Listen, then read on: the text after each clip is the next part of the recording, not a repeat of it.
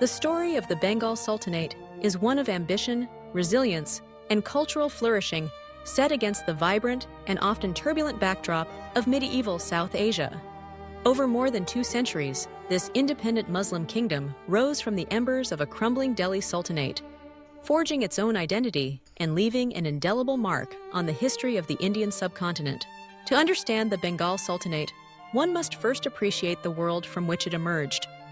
The region of Bengal, with its fertile delta cradled by the Ganges and Brahmaputra rivers, has always been a crossroads of cultures, religions, and commerce.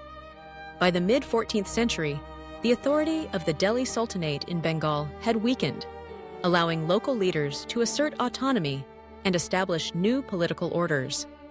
It was in this milieu that Shamsuddin Ilyas Shah rose to prominence, founding the Ilyas Shahi dynasty and uniting the disparate territories of Bengal under a single sultanate.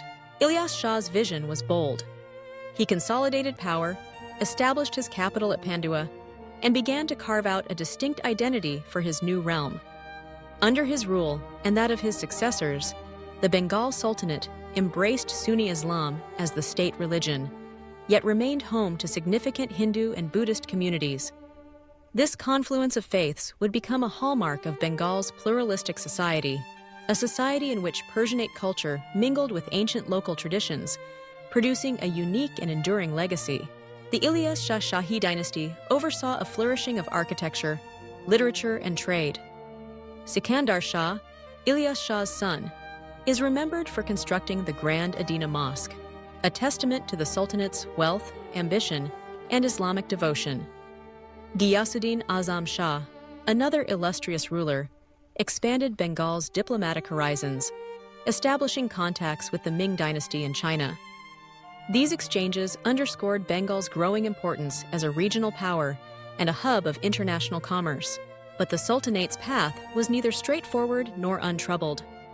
In the early 15th century, a remarkable episode unfolded: the rise of Raja Ganesha, a powerful Hindu noble who seized control amid dynastic strife. For 2 decades, the house of Raja Ganesha governed Bengal, marking a rare period when Hindu rulers held sway in an otherwise Muslim-ruled kingdom. Yet, this dynasty too would be transformed by the currents of history. Raja Ganesha's son, Jalaluddin Muhammad Shah, converted to Islam, blending his father's legacy with the prevailing religious order. This ability to adapt, sometimes forcibly, sometimes through accommodation, became a defining trait of the Bengal Sultanate. The restored Ilyas Shahi dynasty reclaimed power in 1435, but by the late 15th century, a new force would rise from within: the Hussain Shahi dynasty. Under the leadership of Alauddin Hussain Shah, Bengal entered a golden age. Hussain Shah's reign was marked by prosperity, tolerance, and patronage of the arts.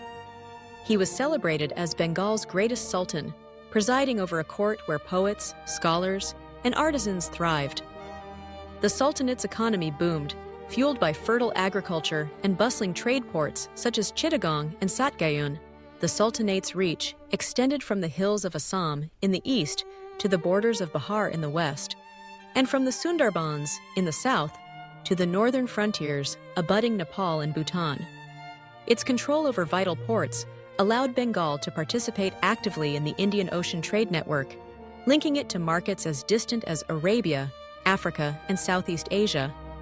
Ships laden with textiles, rice, spices, and precious stones sailed from Bengal's harbors, bringing wealth and influence to the kingdom. The Hussain Shahi era also witnessed significant cultural syncretism. The sultans, though Muslim, often relied on Hindu officials and courtiers. They supported the translation of Sanskrit texts into Persian, and their patronage extended to both Muslim and Hindu scholars. Bengali language and literature flourished, with the first major works of Bengali Muslim poets appearing during this period. The architectural landscape of Bengal was transformed, with mosques, madrasas, and mausoleums dotting the countryside, many adorned with terracotta plaques and intricate ornamentation unique to the region.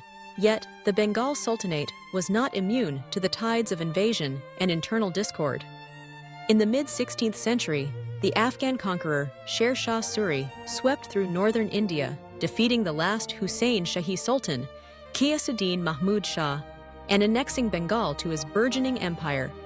For a quarter of a century, Bengal was ruled by the Suri dynasty through appointed governors, marking an interregnum in native rule. It was during this period of flux that the Afghan Karrani dynasty seized power. Led by Taj Khan Karrani, and later his son Sulaiman Khan Karrani, the dynasty shifted the capital to Tanda and sought to restore Bengal's former glory. The Karranis maintained a precarious independence by balancing tribute to the Mughal Empire with efforts to assert local authority. But the relentless expansion of the Mughals under Emperor Akbar would prove irresistible. The final act of the Bengal Sultanate played out at the Battle of Rajmahal in 1576. Daud Khan Karrani, the last sultan, faced the formidable Mughal army. Despite fierce resistance, he was defeated, ending over 2 centuries of independent sultanate rule. Bengal was incorporated into the Mughal Empire as the Suba of Bengal, ushering in a new era of imperial governance. The legacy of the Bengal Sultanate endures in many forms. Its rulers left behind a rich architectural heritage, from the majestic Adina Mosque to the ruins of Gaur and Pandua, once bustling cities, now silent witnesses to a vanished age.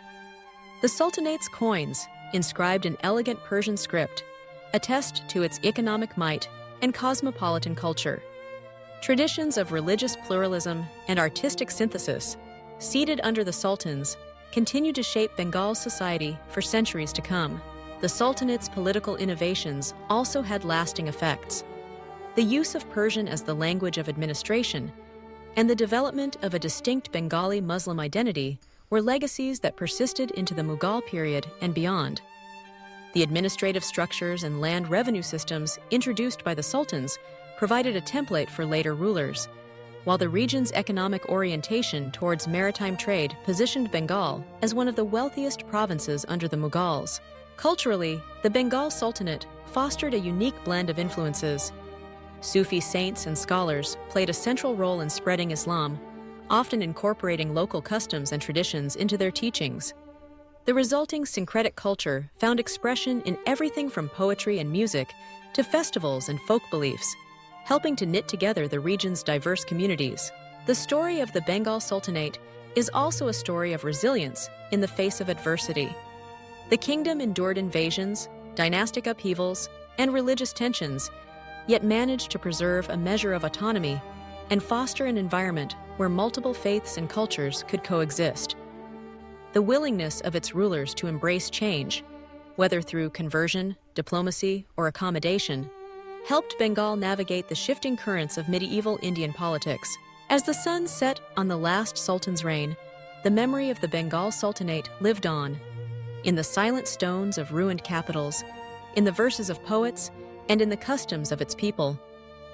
Its rise and fall are part of a larger tapestry of South Asian history, illustrating the region's capacity for both division and unity, for conflict and creativity.